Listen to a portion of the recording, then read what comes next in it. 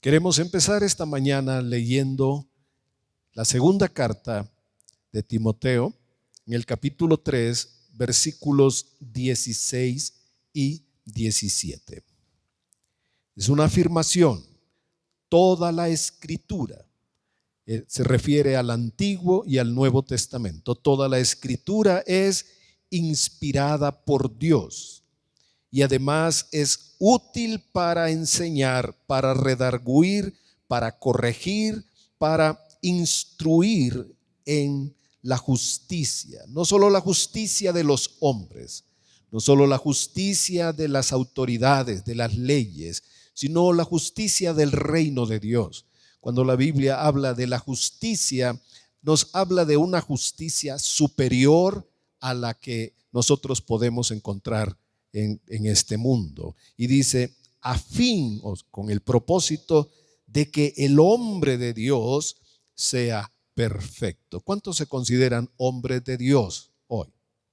¿Cuántos se consideran hombres de Dios? Es un término general. También es la mujer de Dios. Somos de Dios. Ahora, ¿qué dice? Para que el hombre de Dios, para que la mujer de Dios sea perfecto, perfecta, enteramente preparado para toda buena obra, capacitado para lo que Dios quiere hacer más adelante de nuestra vida. Lo que hoy no imaginamos, pero lo que Dios tiene preparado para mañana, para la otra semana, Dios quiere que nos preparemos. Por eso esta escritura nos enseña para corregirnos, instruirnos, prepararnos, enseñarnos a fin de que podamos en su momento ser el hombre y la mujer de Dios para cumplir sus propósitos. Así que toda la escritura es inspirada por Dios. ¿Y qué encontramos en la escritura? Vamos a encontrar mandamientos, estatutos, decretos, vamos a encontrar instrucciones de Dios, pero también vamos a encontrar historias. A veces Dios usa una historia para enseñarnos, para mostrarnos lo que Él hace, lo que Él es capaz de hacer. Y a través de estas historias Dios quiere despertar nuestra fe, nuestra confianza. Y vamos a leer una historia hoy. Vamos a ir por la Biblia para tener este conocimiento, y lo he llamado los milagros y señales en la vida de Ezequías. Ezequías fue un rey de Judá. Él fue uno de los mejores reyes y la Biblia le dedica a Ezequías varios capítulos. Su vida es tan importante que la encontramos en el libro de los Reyes, en el segundo libro de Reyes, el segundo libro de Crónicas, y el profeta Isaías toma 2 capítulos de sus escritos para hablar de Ezequías. Siendo así, se debe considerar que es una persona importante y todo lo que pasó en su vida tiene un gran aprendizaje para todos nosotros, porque a través de esto vamos a ver cómo Dios ve nuestros corazones, cómo Dios prueba nuestros corazones, cómo Dios con misericordia viene, nos socorre, nos ayuda y hace maravillas, hace milagros. Las cosas que son imposibles para nosotros, humanamente hablando, para Dios todo es posible. Los grandes retos de la vida los podemos enfrentar con la confianza, la seguridad de que Dios está con nosotros, que tiene un propósito y que nunca nos va a dejar hasta cumplir su propósito. Y dentro de esta enseñanza vamos a ir al libro de Reyes. Ahora sí nos vamos al Antiguo Testamento. Los reyes llevaban un recuento de sus hazañas, de sus vidas. Era la parte humana con la que ellos narraban lo que les había pasado a ellos. Los reyes tenían escribas y contaban la historia a su manera. El libro de las Crónicas fue escrito por los sacerdotes, así que era desde otro punto de vista. Y uno pudiera decir, bueno, pero ¿por qué se repite esto? Porque te está enseñando 2 formas de ver la vida. Una, desde el lado de los reyes, era mostrar los triunfos, los logros, sus hazañas, las cosas buenas. Los sacerdotes eran un poquito más minuciosos para considerar cómo Dios estaba obrando o no en la vida de las personas. Empezamos en Reyes, en el capítulo 18. Y lo primero que vamos a señalar de este hombre, de este rey, es que siendo muy joven empezó a gobernar el reino de Judá. A manera de aclaración, en este momento de la historia, Israel se había dividido en dos reinos. El reino de Israel, que estaba al norte, si vemos un mapa de Israel, estaba al norte, y el reino de Judá estaba al sur. Samaria era la capital del norte, Jerusalén la capital del sur. Ezequías está en el sur, en Jerusalén. Era el pueblo que más se había mantenido fiel a Dios, un poquito mejor que los del norte. Esto es muy importante entenderlo porque los que venían del norte, como los asirios, los sirios, cuando venían a invadir, pasaban primero por el reino de Israel. Pero si venían del África, si venían los egipcios, entonces venían del sur y los primeros que atacaban eran al reino de Judá. Y algo de esto vamos a entender ahorita, espero que va a ser más claro cuando leamos por la explicación que di. Dice en el 18:1, en el tercer año de Oseas, hijo de Ela, rey de Israel, comenzó a reinar Ezequías, hijo de Acaz, rey de Judá. Cuando comenzó a reinar era de 25 años y reinó en Jerusalén 29 años. Si la Biblia nos está señalando la edad de alguien, es porque es algo muy importante. Tenemos a los 25 años comenzó a reinar y reinó 29 años. Eso nos da, ¿quién es muy bueno para las matemáticas? 54 años. Quiere decir que este hombre Ezequías falleció a los 54 años. Comenzó muy joven, 25 años a reinar. Y dice que el nombre de su madre aparece aquí, fue Abi, hija de Zacarías. Es curioso, miren, cuando se menciona la madre de un rey, es porque hizo una tarea buena. Y en pocos casos que se menciona la madre de un rey muy malo, es porque la mujer era muy mala, como fue el caso de Jezabel. Ahora menciona que este hombre fue influenciado por su madre como una mujer temerosa de Dios, por lo que sigue en el versículo 3. Dice que Ezequías hizo lo recto ante los ojos de Jehová, conforme a todas las cosas que había hecho David su padre. Quitó los lugares altos, quebró las imágenes, cortó los símbolos de una divinidad femenina llamada Acera. Es curioso que en todo el universo siempre se ha levantado una diosa femenina, una diosa que es compasiva, misericordiosa. A veces le llaman la tierra, tiene diferentes nombres. En esa región se llamaba Acera, diosa de la fertilidad y de ritos terribles paganos. Y dice que también hizo algo más. Hizo pedazos la serpiente de bronce que había hecho Moisés. Cuando fueron por el desierto,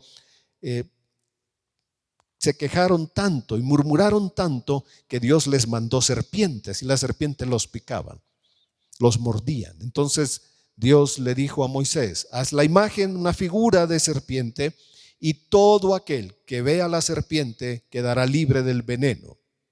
Eso era algo tan fácil que si la serpiente picaba a alguien, lo mordía. Entonces la persona lo único que tenía que hacer era voltear a ver allá a la altura donde estuviera la serpiente, y con eso era la medicina. ¿No creen que es muy fácil? Si hoy una serpiente mordiera a alguien, ¿qué harían? seguro, Cruz Roja o el hospital, buscar un antídoto, etcétera, ¿no? En ese momento, que no había nada de eso, lo único que tenía que hacer la persona era voltear a ver. Eso era todo. Y de esa manera tan simple y sencilla, dice la Biblia que es la salvación, que cualquiera que voltee a ver a Jesús y confíe en Él como su Salvador, será salvo. Así como Moisés levantó la serpiente, el Hijo del Hombre ha sido levantado para que todo aquel que en Él crea no se pierda y tenga vida eterna. Y fíjense cómo un objeto que había hecho Moisés empezó a ser parte como de una reverencia, de un respeto que la gente, siendo pueblo de Dios, le ofrecía incienso a un pedazo de metal. Él lo llamó neustán, que solamente quiere decir una cosa de cobre, algo de cobre. Eso no tiene valor, no tiene ningún sentido, solamente es algo de metal. Y dice algo más, verso 5.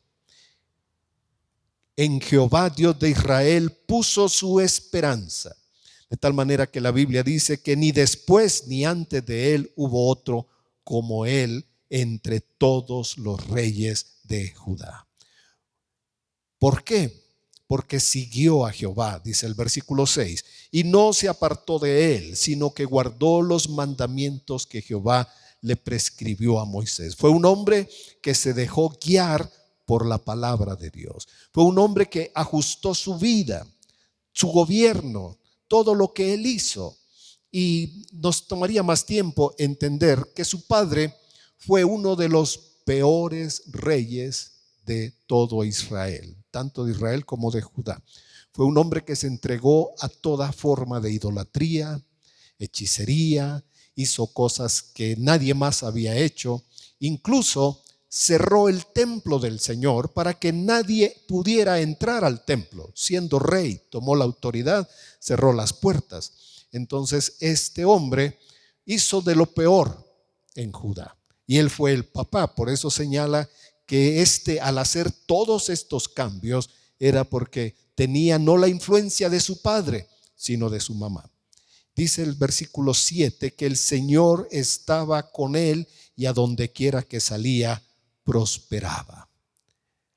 Conociendo un poquito la historia, Acaz, como empezó a hacer lo malo, Dios permitió que los del norte de Israel lo atacaran, los del sur, los filisteos del sur, los medos del este, del oriente, y así fue reducido su potencial, su fuerza, su capacidad. Así que él recibió un reino bastante reducido. Lo primero que él hizo fue buscar a Dios, empezar a limpiar el templo, empezó a quitar los lugares altos, a destruir las imágenes. Todo aquello que era idolatría, él lo empezó a hacer. Pero dice, y se rebeló contra el rey de Asiria y ya no le sirvió, porque su padre les había pedido ayuda a los sirios y ellos lo habían tomado como prisionero, como un hombre al cual explotaban los asirios. Dice también que hirió a los filisteos hasta Gaza, hasta la frontera sur y sus fronteras. Así que si nos damos cuenta un poquito de este hombre, a los 25 años empieza a reinar, pero empieza a hacer lo correcto y empieza a recuperar el territorio del pueblo de Dios. Y tenemos algo más en este capítulo 18. Dice, primero empezó a reinar a los 25, pero hay algo importante para señalar, que está en el versículo 10. Los sirios vinieron y atacaron al territorio de Israel. Y después de 3 años tomaron, dice, la sitió. Y en el año 6 de Ezequías fue tomada Samaria. Si tenemos 25 años, pero ahora han pasado 6 años, a los 31 años se da cuenta que tiene un grave problema, porque los asirios estaban muy al norte, pero ahora tomaron el territorio de Israel. Ahora esos enemigos poderosos los tiene en su frontera, los tiene pared con pared. Eso era algo peligroso para él. Y dice que era el año sexto de Ezequías. Esto le pasó a los 31 años. Y vamos a seguir haciendo cuentas, porque después esto lo van a ver que sí tiene importancia. Si leemos el versículo 13, dice que a los 14 años del rey Ezequías, entonces 25 más 14, 39 años. En los 39 años pasaron dos cosas sumamente importantes que marcaron su vida.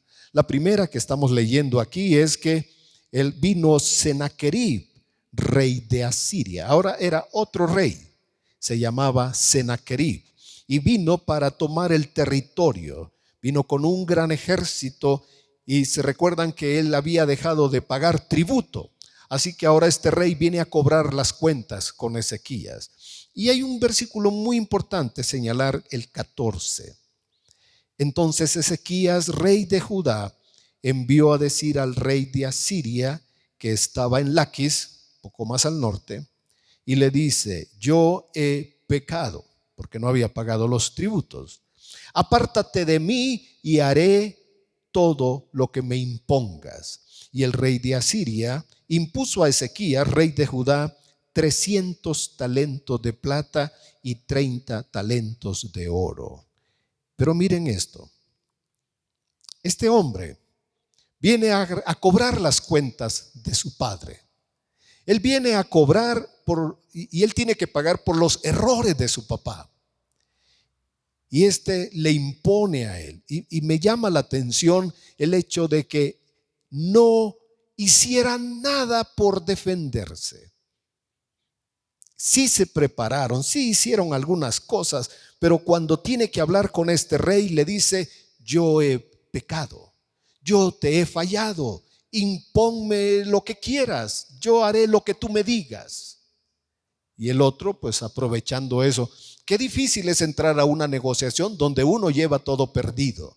Y más aquí, se me hace más triste que él se ponga bajo la autoridad del rey y que él le diga: todo lo que tú me digas está bien. Nadie le debería decir a otra persona: haz conmigo lo que quieras. Solamente con Dios, ¿no creen ustedes? Él debió haber clamado. Ya vimos que tenía una buena relación con Dios. Debió haber orado, debió haber clamado. Sin embargo, se rindió completamente a este rey y le impuso. Pero aquí hay otro detalle que debemos señalar de Ezequías, que yo lo considero como de las fallas que él tuvo. Dice el verso 15: dio por tanto, después que le pidieron el tributo, dice: dio por tanto Ezequías toda la plata que fue hallada. ¿Dónde? ¿Dónde? ¿De dónde sacó el dinero para pagar? De lo que había sido dedicado para Dios, de la casa del Señor. Y luego dice: entonces tomó, dice, toda la plata que fue hallada en la casa de Jehová y en los tesoros de la casa real. Bueno, ahí sí era del gobierno. Dice el verso 16: entonces Ezequías quitó el oro de la puerta del templo de Jehová y de los quiciales que el mismo rey Ezequías había cubierto de oro, y lo dio al rey de Asiria. ¿Saben que cuando uno negocia con alguien malo, nunca puedes confiar que el malo cumplirá su palabra? El hombre le dijo: dame esto y te dejo en paz. Pero luego que él dio el oro y la plata, que hoy lo llamaríamos una extorsión, ahora este rey, viendo que tiene el sartén por el mango y tiene todo bajo su control, lo invade y le manda un ejército. Dice el verso 17: después el rey de Asiria envió contra el rey Ezequías a unos príncipes con estos nombres: Tartán, Rabsaris y Rabsaces, con un gran ejército desde Laquis contra Jerusalén, y subieron y vinieron a Jerusalén. Y habiendo subido, vinieron y acamparon junto al acueducto del estanque de arriba. y llamaron al rey y empezaron a decir maldiciones. Empezaron a decir: ahora los vamos a destruir, ahora los vamos a poseer a ustedes. Pero las tácticas de los reyes de Asiria, que son en la historia, se conocen como algo, fue muy diabólico, porque lo que ellos hacían era que tomaban a una población de un lugar y la trasladaban a otro lugar. Así las personas no tendrían motivos para regresar a esa tierra. Eso ya lo habían hecho con los reyes de Israel. Por eso en el norte fueron poblados por otras personas de diferentes tribus, y los judíos del sur consideraban que ellos no eran puros porque se habían mezclado. Así que este es el contexto histórico. Lo que tiene ahora Ezequías es que ha perdido la plata, el oro, y ahora tiene un ejército. Y cuando leemos bien la historia, el ejército eran 185,000 soldados. Y le dicen estos mensajeros: si tú me das rehenes, esclavos, yo te voy a dar a ti 2,000 caballos si tú tienes jinetes. Ahora decimos, bueno, si tienes 2,000 soldados, yo vengo contra ti con más de 100,000, casi 200,000 soldados. Así que la proporción es imposible de pelear, imposible de ganar. Él sabe que no puede hacer absolutamente nada contra estas personas. Y lo que vemos entonces es que estas personas hicieron, porque debo decirles, hermanos, aquí tenemos una historia que nos muestra cómo trabaja el diablo. El diablo usa palabras. Siempre va a usar palabras para intimidarnos. Y estos mensajeros le dijeron: mira, Ezequías, si tú confías en Egipto, que después vamos a irlos a conquistar, estás perdido. Y si tú dices que vas a confiar en Jehová, también estás perdido. Porque ellos, si ustedes se fijan bien, en el verso 25, si ustedes tienen su Biblia abierta, vamos a ver en el verso 25 qué fue lo que le dijeron. ¿Acaso he venido yo ahora sin Jehová? Piensen en esto: te vengo a robar, te vengo a explotar. ¿Y sabes qué? Dios me ha dado el permiso de hacerlo. Dios te puso a ti bajo mi autoridad. Yo te voy a conquistar. Pero estos eran muy astutos, porque no están peleando, solamente trajeron los mensajeros. Antes de pelear, están intimidando, dando las palabras para atemorizar el corazón de Ezequías y de todo el pueblo. Ahora vamos a ver que la historia cambia de una manera hermosa. Ya tenemos la idea: ya perdió la plata, perdió el oro, ahora tiene 185,000 hombres en su contra y no tiene forma de pelear. Pero ahora es cuando la historia va a cambiar, porque Ezequías hizo algo: buscó a Dios. Tiene todo perdido. Lo único que puede hacer él es someterse, rendirse y decir: bueno, si esto ya hicieron todo lo que han querido, ni modo, me tengo que rendir. ¿Cómo yo los voy a enfrentar? Y dice que ahora vamos a pasar al capítulo 19. Cuando el rey Ezequías, versículo 1, lo oyó, cuando oyó las amenazas, rasgó sus vestidos y se cubrió de cilicio e hizo algo importante. ¿Qué hizo? ¿Cómo? Fue a buscar a Dios. Ahora que tiene todo perdido, pues pienso que no le quedaba de otra, pero lo que hizo fue exactamente lo mejor: fue a buscar a Dios. Y dice el versículo 2: y envió a Eliaquín, el mayordomo, a Sebna, un escriba, y a los ancianos de los sacerdotes cubiertos de cilicio, al profeta Isaías. La segunda cosa: primero fue a orar, y la segunda, pedir ayuda, pedir consejo del profeta, del siervo de Dios. Y dice que le respondió. Aquí empieza el milagro de Dios, porque en el versículo 6, Isaías le respondió a estas personas y les da una palabra. Miren, las palabras pueden ser huecas y pueden ser sin valor, pero cuando Dios las dice, esas palabras se vuelven poderosas. Esas palabras se vuelven vida y espíritu. Y dice, le dijo: no temas por las palabras que has oído. No temas. El primer mensaje que le da el profeta, porque él fue a orar y él fue a pedir la ayuda, el consejo del siervo de Dios. Y lo que le dice, lo primero que le dice: no temas de las palabras que has oído. ¿Cuántas veces algo que oímos nos intimida? Algo que oímos parece que nos cerrara el cielo, y lo que oímos empieza a tener poder en nuestra mente, nos empieza a quitar el sueño, nos empieza a quitar la paz, se nos vuelve como una ansiedad lo que pensamos, lo que sentimos, y todo nuestro mundo gira alrededor de esas palabras. Puede ser un diagnóstico, puede ser el resultado de un estudio, algo que nos digan: mira, este es el resultado. O puede ser terrible cuando el doctor diga: le quedan tantos meses de vida. Esto es lo que temíamos, esto es un cáncer terrible. No importa lo que escuches. ¿Qué debes hacer? Debes hacer lo que hizo Ezequías. Debes reunirte, debes ir a la casa de Dios y debes orar. Y debes buscar consejo, dirección de alguien que te ayude a tu vida. Y en este caso el profeta le dice, volvemos al versículo 6, no temas por las palabras que has oído, con las cuales me han blasfemado los siervos del rey de Asiria. Dice: yo pondré en un espíritu y oirá rumor y volverá a su tierra y haré que en su tierra caiga a espada.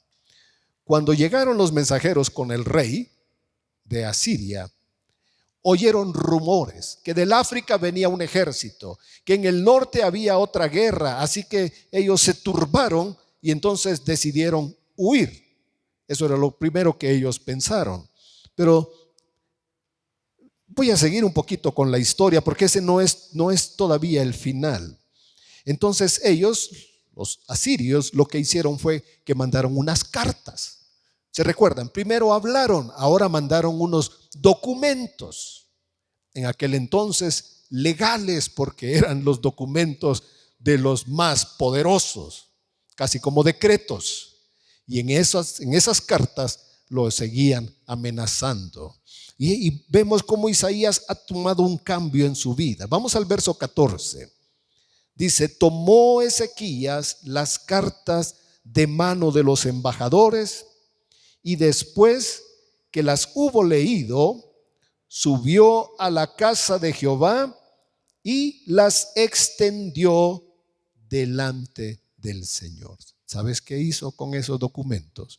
Los trajo a la casa del Señor y los puso delante del Señor y dijo: Señor, esto es lo que están diciendo que van a hacer con nosotros, que nos van a quitar todo, que lo vamos a perder todo, que vamos a perder nuestra libertad, vamos a ser esclavos, nos van a quitar a los hijos, vamos a quedar en la miseria, en la pobreza, nos van a dominar, nos van a explotar, dejaremos de ser tu pueblo.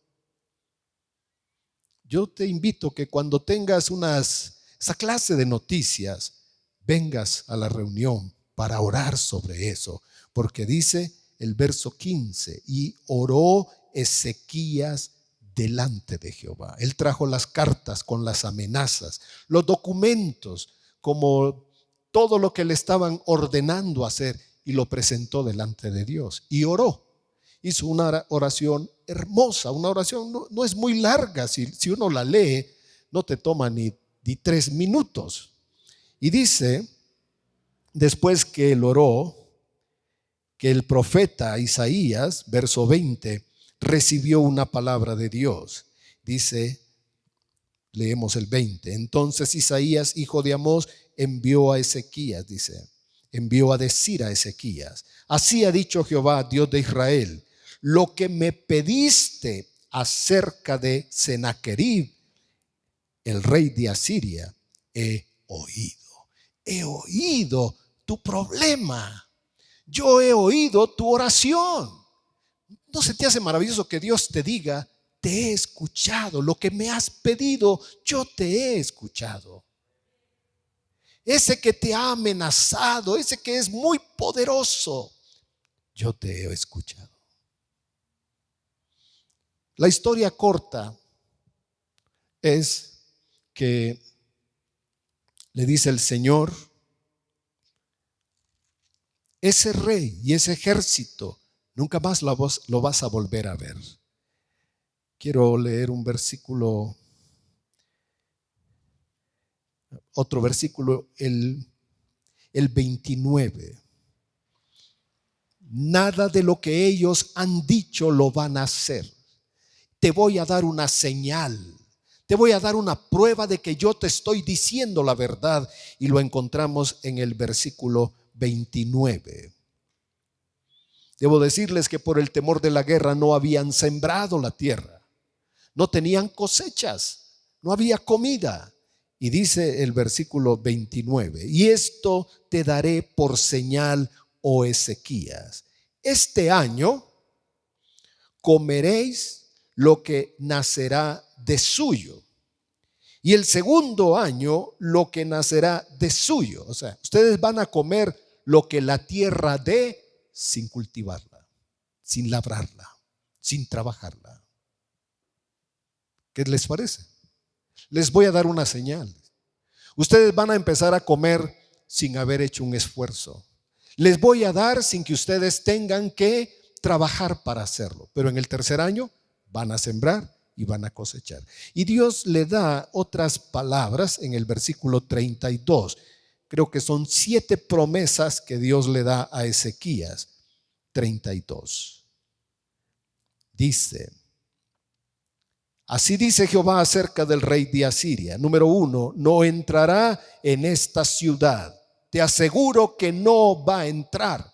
Ellos amenazaron, tienen un gran ejército. Dicen: vamos a venir y te vamos a conquistar y te vamos a destruir. El Señor dice: no entrará en esta ciudad, ni echará saeta en ella, ni una flecha, ni vendrá delante de ella con escudo, ni levantará contra ella baluarte.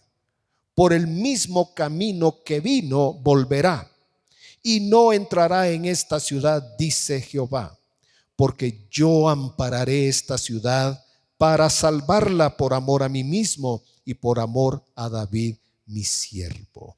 Dios va a hacer algo, dice: lo voy a hacer por mí y por amor a tus antepasados, al rey David. Imagínate que un día Dios le diga a tus nietos, bisnietos o tataranietos: voy a hacer algo contigo por la fe de tu padre, por la fe de tu abuelo. Voy a tratar contigo y te voy a salvar porque la fe de tu abuelo, la fe de tu abuela fue la suficiente para mover el poder de Dios y bendecirte hoy. ¿Se dan cuenta que es importante tener como padres las riendas espirituales del hogar? Tomar en la casa decisiones que honren a Dios. Lo haré, dice, por amor a mí mismo y por amor a David. Y ahora la historia corta, muy breve. Dice el verso 35. Aconteció que aquella misma noche salió ¿quién? Un ángel, nada más uno, pero suficiente para matar en el campamento de los sirios 185,000. De repente vino una plaga, algo pasó, que aquellos guerreros fuertes, valientes, esforzados, murieron. De la noche a la mañana murieron. No sabemos qué pasó. Lo que sabemos es que Dios intervino, mandó un ángel y mató a todas estas personas, que eran el temor, la angustia de Ezequías. ¿Y qué pasó con el Sennacherib?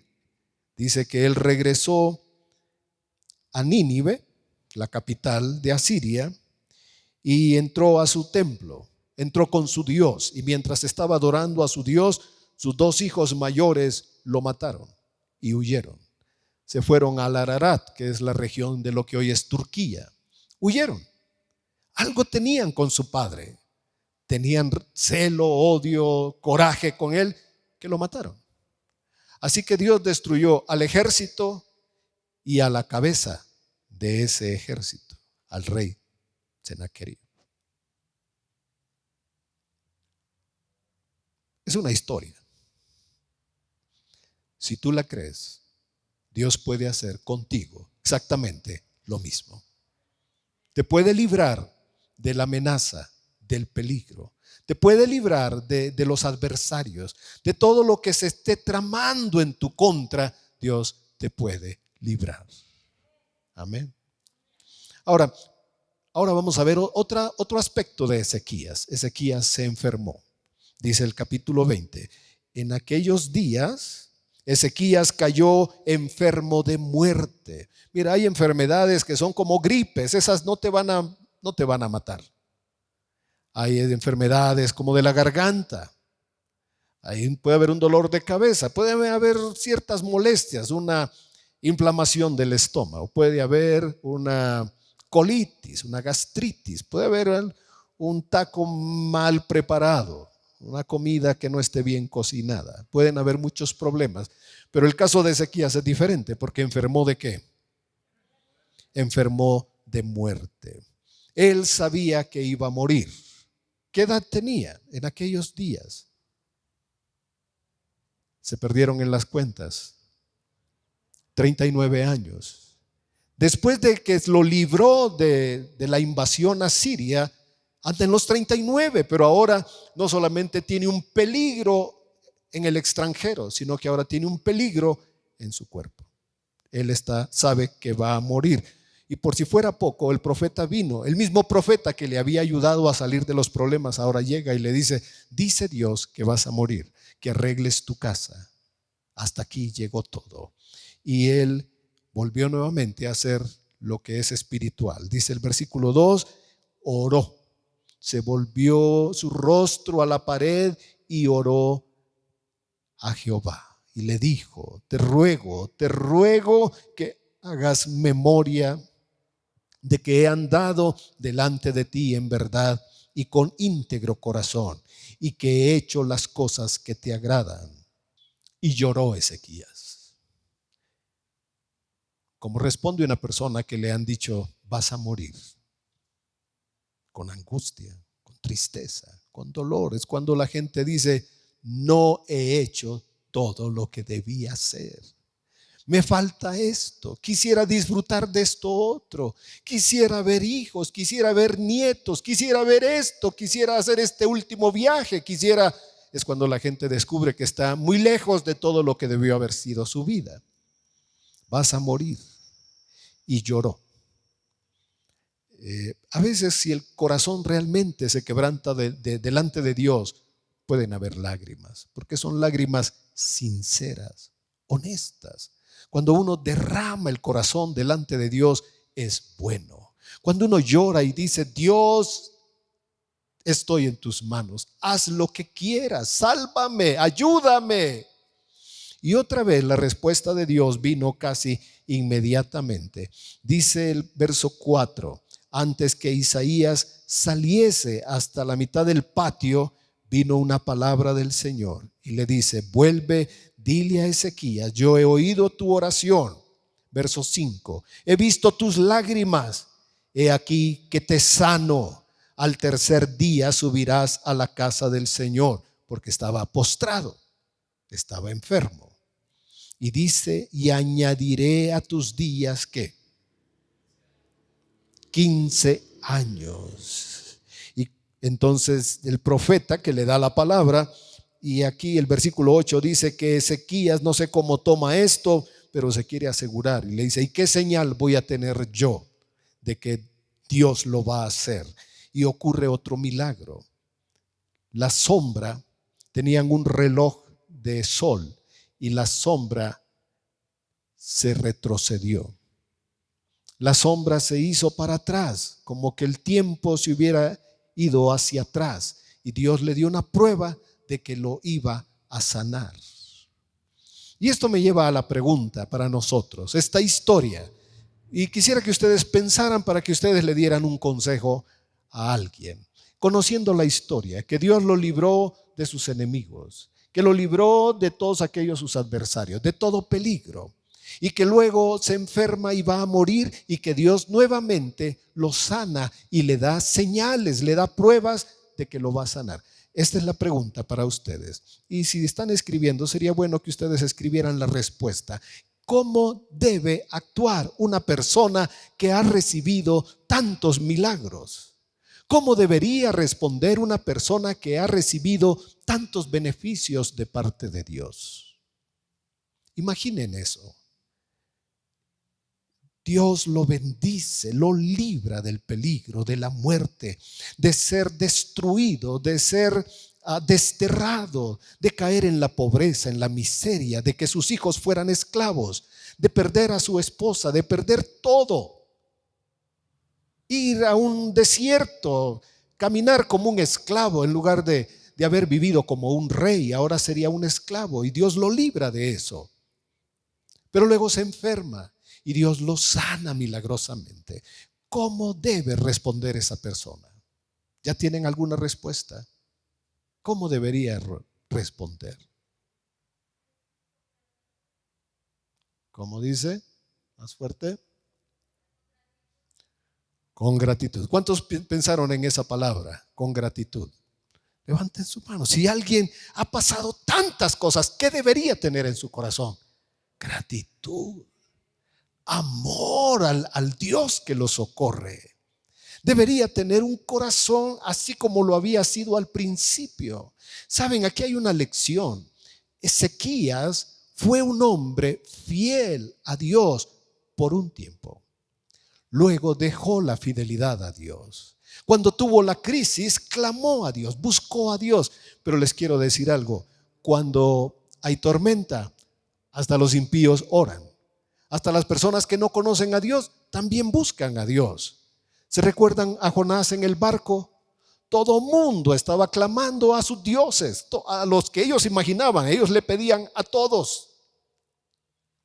Y están como los griegos, que ellos le pedían a toda clase de dioses, dice el libro de Hechos. Y había un altar que decía al Dios no conocido. Los griegos decían, por si hay un Dios que no lo conocemos, no se vaya a molestar. Así que le ponían ofrendas también.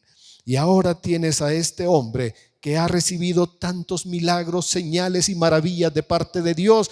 ¿Cuál debe ser su respuesta? Debe ser agradecido. Debe honrar a Dios, debe amar a Dios, debe servir a Dios, debería comprometer su vida con Dios, porque Dios ha hecho tantos bienes en su vida. ¿Quieren ver la respuesta? ¿Quieren? Están un poquito en la historia, han entrado a esta historia, identifican a este hombre de 39 años a punto de morir, pero Dios le hace milagros, Dios lo libra. Ahora la historia no la encontramos aquí en el libro de los Reyes. La vamos a encontrar, vamos a pasar al libro de Crónicas, al capítulo 32, que está contando otra vez la historia.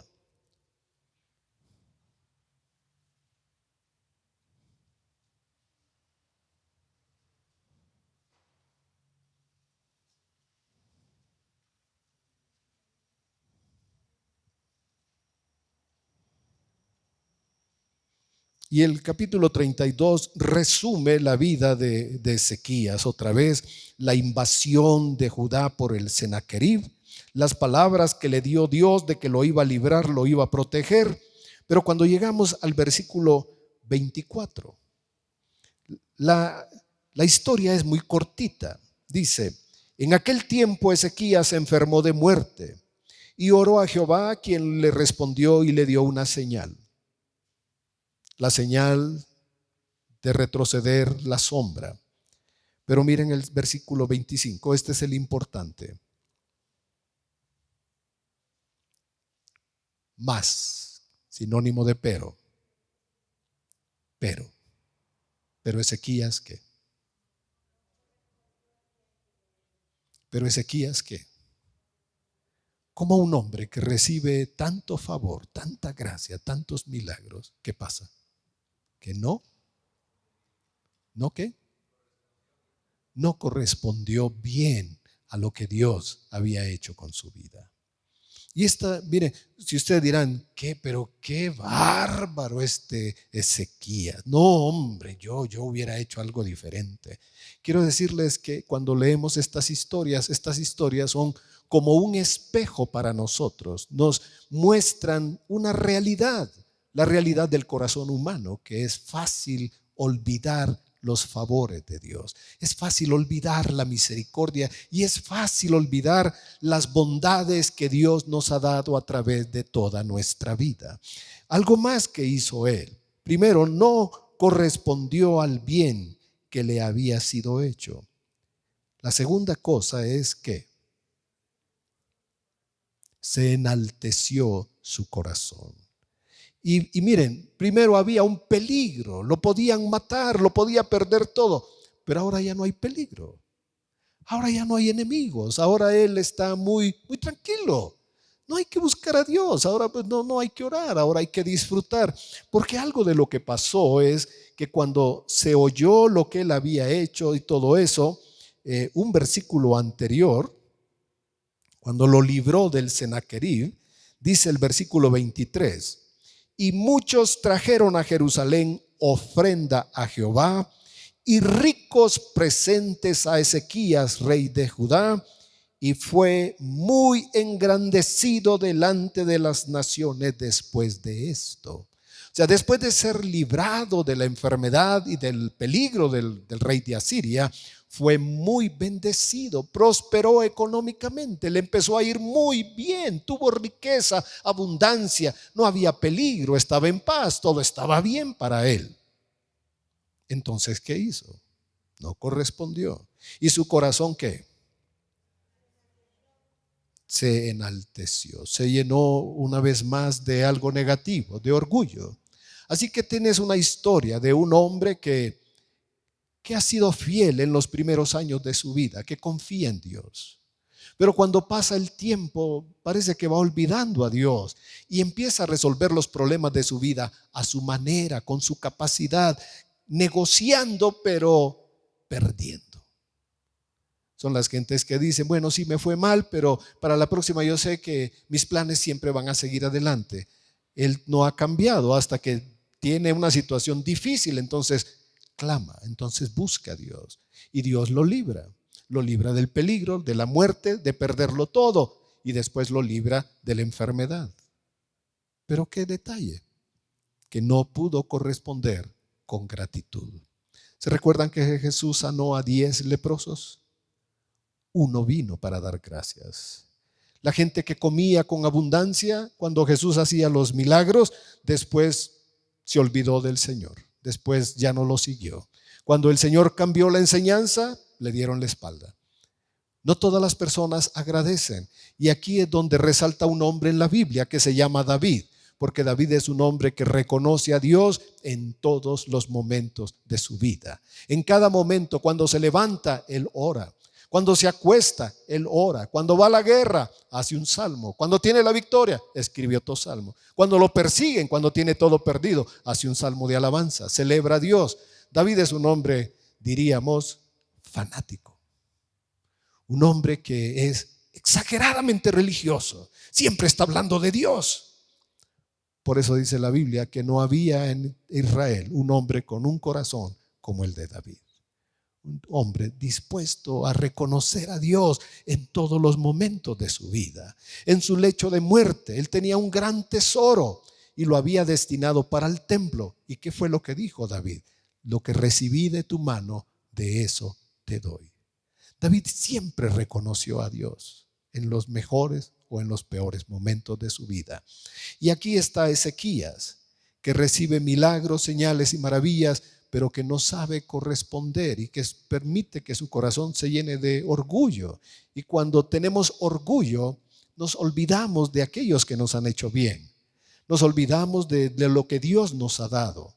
Por eso el Salmo 103 dice, bendice alma mía al Señor y no olvides que ninguno de sus beneficios. Nosotros debemos hacer una lista, hermanos. Hoy casi las personas no usan un diario. Nosotros deberíamos llevar un diario de las respuestas de Dios, cómo Dios nos socorrió, cómo Dios nos ayudó, porque cuando tenemos momentos difíciles debemos venir. Por eso la Biblia tiene tantas historias como estas, para que nosotros vengamos al libro y encontremos aquí esperanza, fortaleza, confianza de que lo que Dios hizo con Ezequías lo puede hacer con nosotros.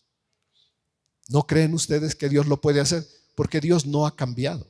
Él es el mismo de ayer, de hoy, por todos los siglos. Como le extendió misericordia a un hombre moribundo, nos lo puede extender a nosotros. Como le extendió misericordia a un rey que lo iba a perder todo, nos puede extender misericordia a nosotros. Él no ha cambiado. ¿Cuándo buscó a Dios? Pues aunque él había hecho lo recto, lo correcto, hasta que vio en peligro su vida y su seguridad, entonces buscó a Dios. No importa cuando alguien busque a Dios, siempre es un buen tiempo buscar a Dios, ¿no creen? ¿Qué podemos llevarnos de esta historia? Es un poquito aburrida, tal vez no la conté bien, me quedé perdido, no sé qué pasó al final. Bueno, murió como uno de los mejores reyes, fue honrado por todos antes de morir Ezequías.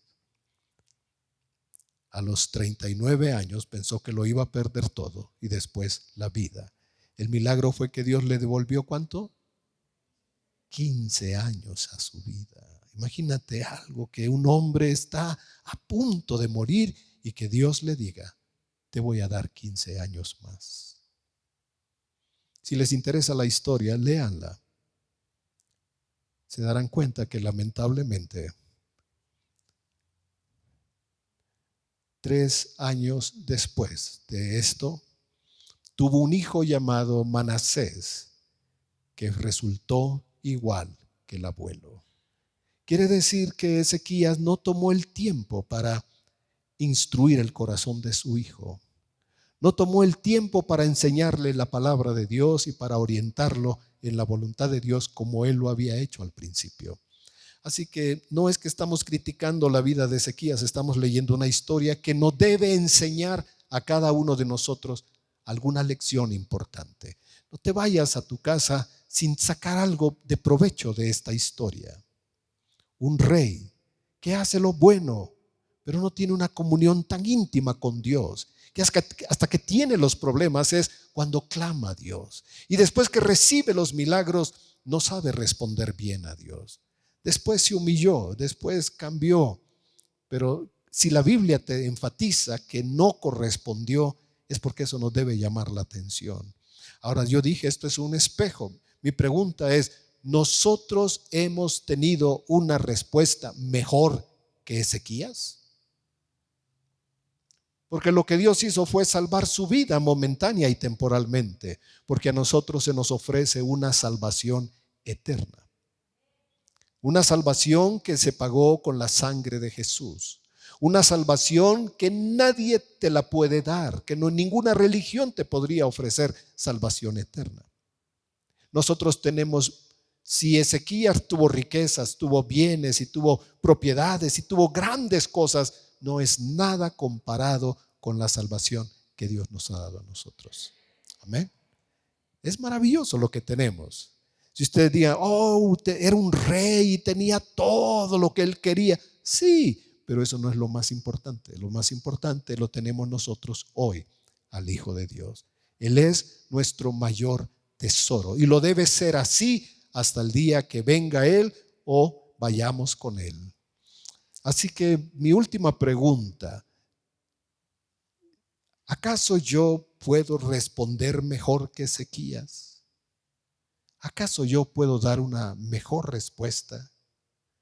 ¿O yo podría decir, qué bárbaro Ezequías, yo no voy a ser así? Porque así dijo Pedro y luego también traicionó al Señor. Creo que nos puede ayudar a analizar nuestro corazón y decir, Señor, si tú me ayudas, si tú me libras, si tú me socorres, quiero mantener un corazón bueno para ti. Y quisiera mantener un corazón que te ame a ti y te dé a ti siempre el primer lugar de mi vida. Este es Ezequías, pero Ezequías solo es un espejo. Cuando venimos a esta historia, no seamos duros para juzgar a Ezequías. Veámonos a nosotros en este espejo. ¿Cómo respondemos a Dios, a sus favores, a sus misericordias? Y quisiera tomar un momentito para orar. Por favor, pónganse de pie.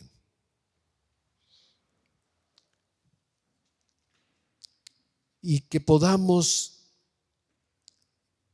tomar algo de esta historia y decirle a Dios algo de nuestro corazón.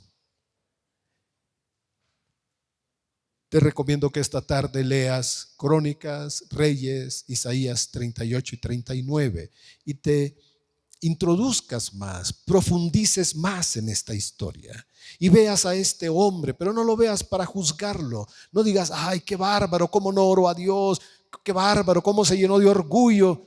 No lo juzgues, porque más bien esta historia debe ser un espejo para nosotros y decir, ¿cómo actúo yo? ¿Cómo he respondido yo? ¿Cómo he actuado delante de Dios que me ha bendecido de tantas maneras? Y cada uno sacará una lección de acuerdo a su corazón. Cerremos los ojos por un momento y hablemos a Dios. Y hablemos de nuestro corazón para decirle algo que surja como una lección de vida a través de esta historia. Tal vez quieras decir, Dios, tal vez yo he actuado mal como Ezequías. Es seguro que no he sabido corresponder a tu bondad y misericordia. Tal vez mi vida no está tan comprometida. Tal vez mi vida no está tan fortalecida en ti. Quiero responder mejor que Ezequías. Y recibiendo tantas bendiciones y tantos favores, no quiero tener un espíritu soberbio, orgulloso. Todas las circunstancias difíciles de la vida vienen a enseñarnos cosas. Y cuando Dios permite la adversidad es porque nos quiere mostrar su amor y su poder para instruirnos y corregirnos. Y si la historia de Ezequías de alguna forma te enseña que el corazón humano es fácil de olvidar y de llenar el corazón de orgullo, de soberbia, de olvidar que es Dios la fuente de nuestras bendiciones, que es Dios el que sustenta nuestra vida, que es Dios el que nos mantiene con vida. Por Él respiramos, por Él vivimos, por Él somos.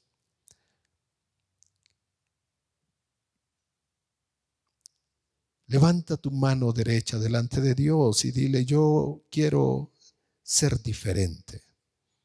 Yo quiero amarte. Yo quiero honrarte. Yo quiero servirte. Yo quiero hacer tu voluntad. No quiero olvidar las cosas que tú haces en mi vida. Cómo me has librado del peligro, de la muerte, del fracaso, de la ruina. Y como dice el Salmo 103, alma mía, bendice al Señor. Alma mía, bendice al Señor y no olvides ninguno de sus beneficios. Él es el que te corona de favores, el que sacia de bien tu boca, el que te ayuda, te socorre, el que perdona todas las iniquidades, el que sana todas tus dolencias. No olvides, alma mía, lo bueno que Dios ha hecho contigo. Queremos agradecerte, Señor, y queremos corresponder con amor, con gratitud a todo lo bueno que tú nos has dado por medio de tu Hijo Jesús. Gracias porque murió en la cruz para perdonar nuestros pecados.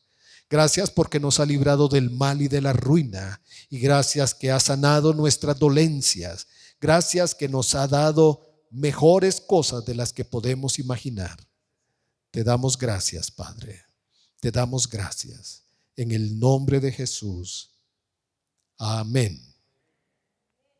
Amén.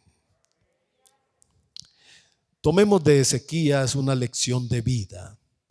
Tomemos de Ezequías un ejemplo de darle a Dios, mantenernos fieles todo el tiempo. Amén. Señor los bendiga a todos. Muchas gracias.